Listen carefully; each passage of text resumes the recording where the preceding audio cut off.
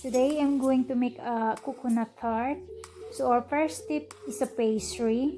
So I have a 1/3 cup of melted butter, followed by 2 tablespoons of white sugar. And then we're just going to mix this first.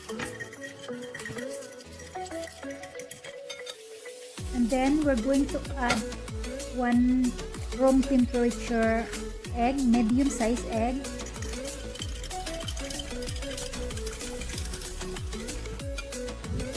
Then we're going to add a 1/2 teaspoon of vanilla essence,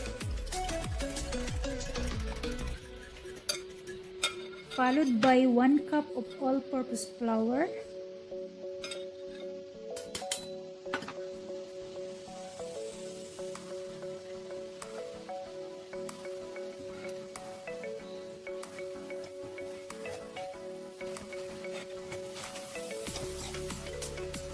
after we mix this, we're going to put this in the cling film, and then we're gonna put this in the fridge for 1 hour.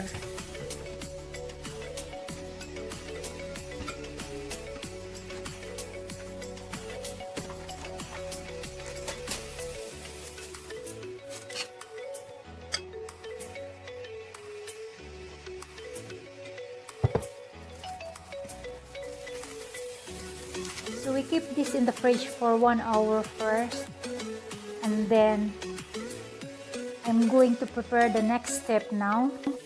So our next step is filling. So I have a 1 1/4 cup of dried coconut, then followed by 2 tablespoons of all-purpose flour,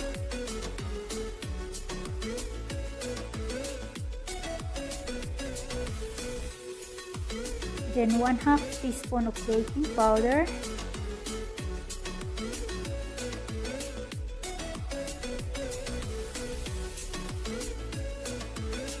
then 1/3 cup of white sugar,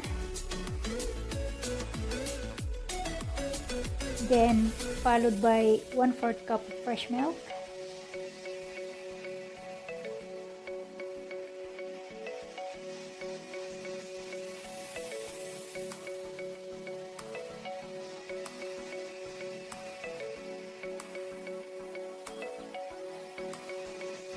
then followed by 1 medium-sized room temperature egg.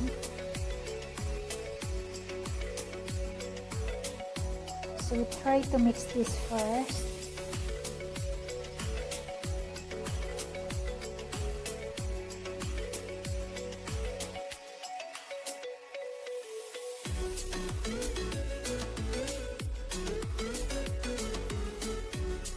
Then we're going to add 1 teaspoon of vanilla essence,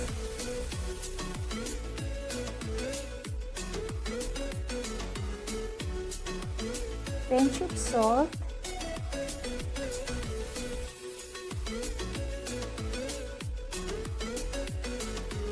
then we're going to add the 2 tablespoons of melted butter.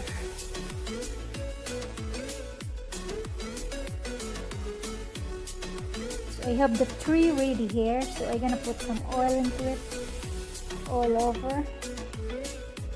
So I'm going to take the pastry out from the fridge, and then we're just putting the pastry in each muffin tray, using our finger to just make it flatten, just like this until you have all done.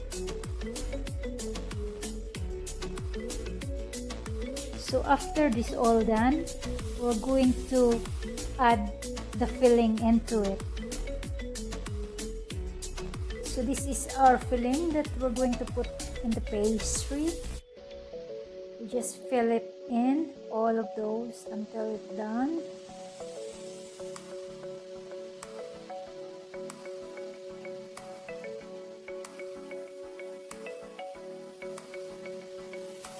So now it's ready to bake for 190 degrees for 20 minutes. So this is it. After 20 minutes, we go and see now. Oh, yummy! Yum, yum! That's very nice. See that?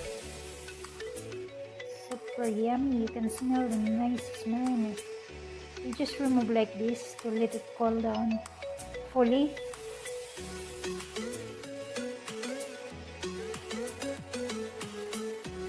So now guys, it's ready for tea. Yummy.